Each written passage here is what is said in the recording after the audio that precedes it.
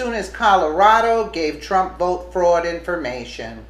Despite assurances from Democrats that voter fraud doesn't exist, they have utterly refused to cooperate with Trump's voter fraud commission. A particularly suspicious event happened in July after Trump's team requested personal information on voters from all states to verify their ability to legally vote, according to the Washington Examiner. Colorado agreed to turn over the information only to have hundreds of people in each district withdraw their registrations. What, they're afraid to be caught? A spokesperson for the Denver Elections Division has said their county has seen 180 people withdraw their registration a week after the announcement of the state's intent to cooperate with Trump's team.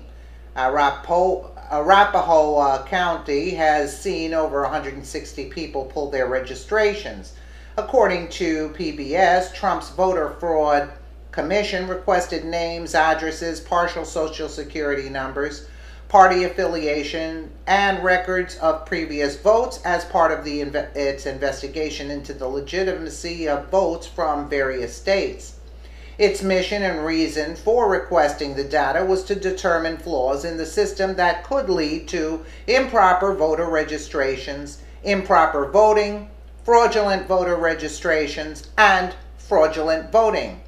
The pushback was enormous, with the majority of states utterly refusing to supply any information or only willing to supply what they considered public information.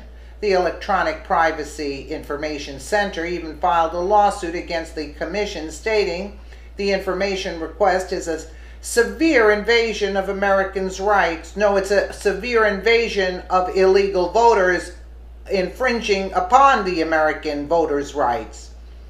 White House Press Secretary Sarah Huckabee Sanders criticized the state's reaction as nothing more than a political stunt, quote, saying the commission was only requesting public information. According to The Atlantic, many states are refusing to comply out of fear that the information could be used by Republicans to commit voter suppression against minorities who may vote for Democrats. Alex Padilla, California Secretary of State, claimed they wouldn't comply because it fed the supposed myth that Trump lost the popular vote due to alleged illegal votes, which was proven. California's participation would only serve to legitimize the false and already debunked claims of massive voter fraud made by the president, the vice president, and Mr. Kobach, Padilla stated.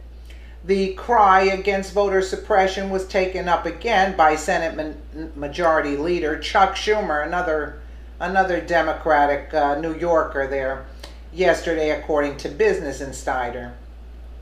After President Trump responded to the Charlottesville violence, Schumer, like other Democrats, swiftly misinterpreted his words as favoritism towards white supremacists.